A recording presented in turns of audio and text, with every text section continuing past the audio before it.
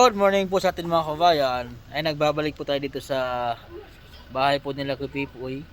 Kasama ko po si Sir Paul at si Madam Yula. And balik kakarating lang po nila sa galing po Singapore. Ayan. So sila po pala ay galing pong Singapore, hindi sa Hong Kong. Ayan po. At ngayon po ay magdadala po kami ng mga gamot nila Pipoy at nila Ate Irene para doon sa kanilang karamdaman. Ito yun po kasi yung ibang gamot nila ay galing bibilhin pa sa ibang bansa, so kakarating lang po mga nalagat po na nakaw si Pipoy, si Watok si Pipoy pinaligo, untik kong nalunod, hindi sinamahan. Oo. Para talaga ano ba kayo kakao, lumabas kayo yan. Talagang si Watok baka sa init po ng panahon ay hindi kaya ang tuhod, ang tuhod daw hindi niya makitaban. Ngayon po ay okay naman sila.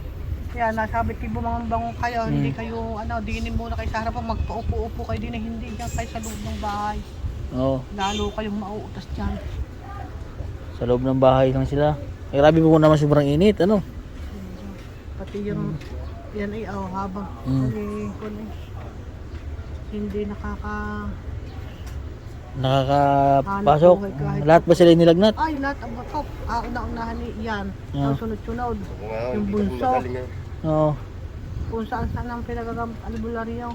Ay sino pong pinagamot sa albularyo? Diyan sa Talisay. Sino sila Pipoy? At albularyo, lagnat dapat gamot. Baka nanuno, ganun.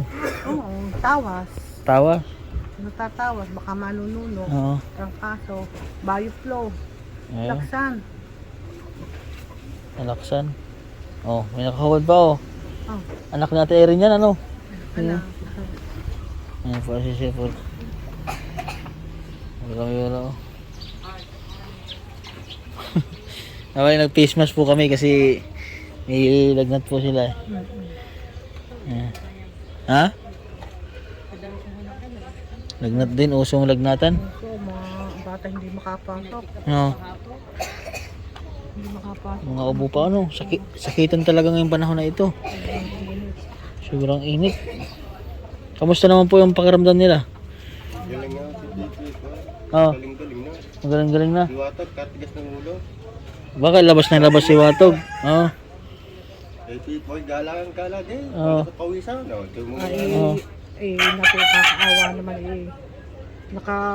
Nakakaawa naman wala ang banga. Oo. Nunod naman. Ba't nalunod? Kailan lang po? Paul, dito basang baka Pipoy. Ha? Eh, di ba sabay ng mga karang pumunta ako dito muntik din na malunod? Huwag nang maliligaw at hindi naman kayang umanod sa tubig nakaw. Madadala lang siya ng agaw. Dapat ay yung mayroong May kasama. kasama siya at nababantayan. Ay naman. Wala ang banga. Lunod naman. Patay naman. Kamusta na po yung pakiramdam nila iinom ng mga gamot? Maganda-ganda. Maganda-ganda ka ng pakaramdam. Opo. Mamaya naman di na po naman ng trangkaso. Oo. Sobrang ang init. Init ng panahon. Sobra pong init talaga. Grabe ho talaga ang init ngayon. Buti kung sila lang ay hindi lahat dito. Lahat ay nilalagnat dito. Yung dalawang anak wako ko nakakahiga pa. Eh baka uso talaga ang sakit ngayon ang tiglagnat. Sa school hindi na sa halip na maghapon, hindi na hanggang alas 6 ng umaga, hanggang alas 10 ng tanghali lang. Sa hapon wala nang pasok. Wala nang pasok. Hapdila. Kunin po natin yung gamot. Gamot po nila Pipoy. Ito po ay galing pa pong ibang bansa ito mga kababayan. Ito yung gamot. Yan. Gamot nila.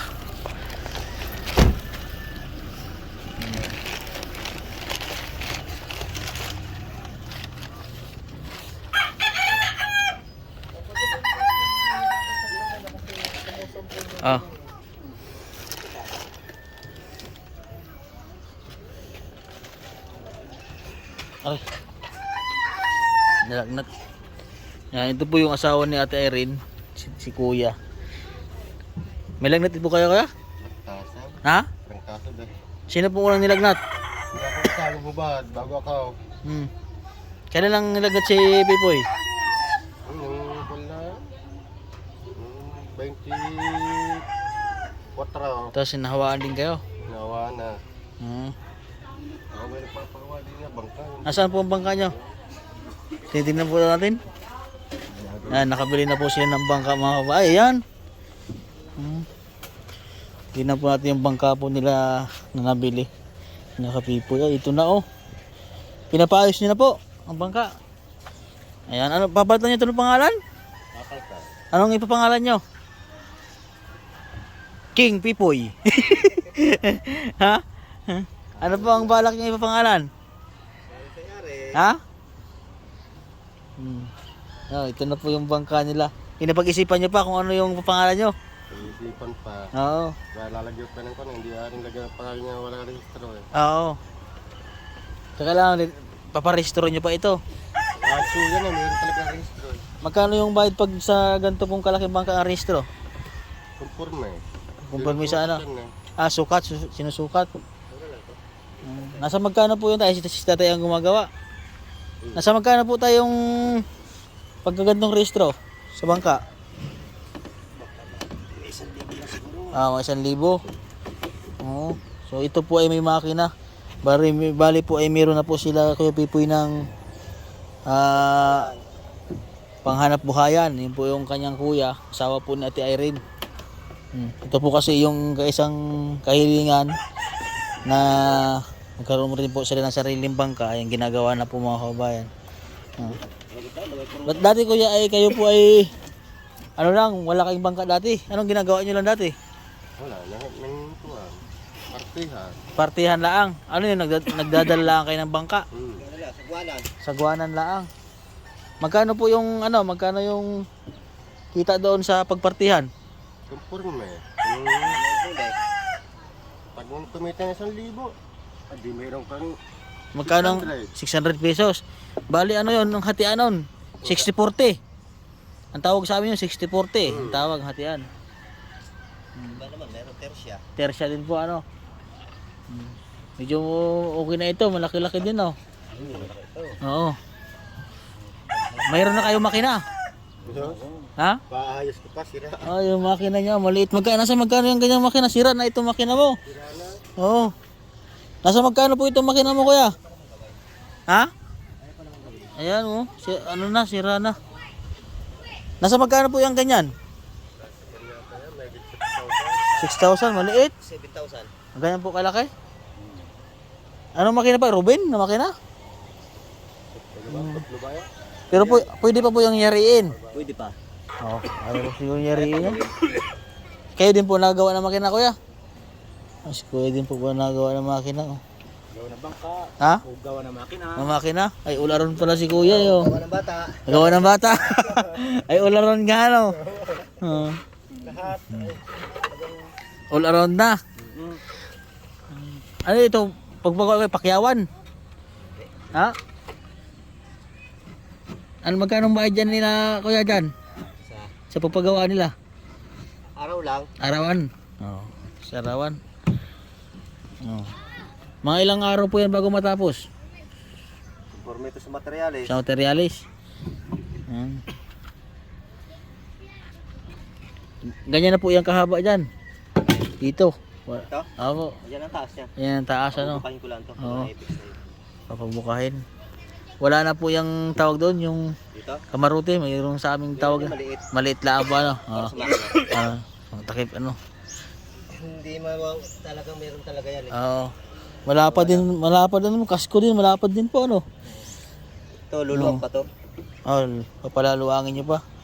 Paluluwag to. Okay na ito. At sarili ng bangka, kaya ano? Sarili na. Oo. At least kumita man kung ano. Wala na, ipapartihan. Wala na nga. Sariling kita na. Sariling kita na lang, tapos yung gastos nila sa gasolina. Oo.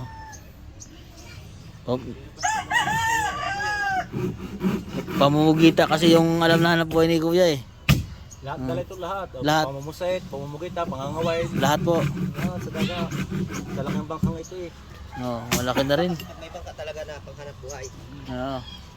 Sarili po ano? O sarili. Kung anong gusto mong hanap buhay. Gusto mong pangangaway. Meron kang lambat. Oo, pwede. At least paano makatulong na rin po sa inyo ano? Malaking bagay na. Malaking bagay na. Mura lang ito nabili ni Kuya. Magkano nga mabili mo ito? Ang ito? 4,000? Ah, mura na ito. 1,000. Oo. Papagawa ko ngayon ng brand nyo. 10 mo dito. 10, kulang. Kulangin. So, magkano din naman po sa repair dito. Okay pa naman siguro ang plywood ano? Tibay? Ito lang kahoy na ito. Makapal. Yung pinalitan. Oo. Makapal pa. Parang bago pa rin nato eh. Oo. Tsaka ano yan? Nakamasilya siya ano? Masilyado. Mas matibay kasi kapag masilyado talagang natagal yung bangka. Ayan na.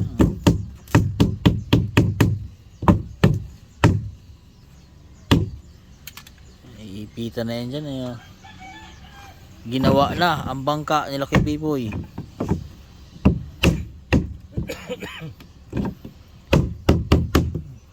Ang kapal nga ang masilya dito. Ganda yan.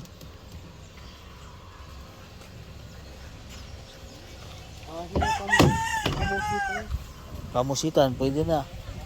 Yan. Ito po mga kababayan, ang bangka po nila Kuya ay ginagawa na po. Yan. Maraming salamat po sa ating mga sponsor po na nagbigay tulong po para po sa pamilya po nila kay Ma'am Helen po ng Hong Kong at sa ating anonymous po nagbigay tulong din. Ito po mga kababayan, pabili na po siya ng bangka, sariling bangka nila ito para sa kanilang hanap buhay. Bali po ito kasi ay binili na ganito tapos ni-repair na lang po mga kababayan. So napakaganda pa, bago pa ito. Matibay pa. Bali ang pinalitan po dito ay ito lang, yung sa taas po na kahoy.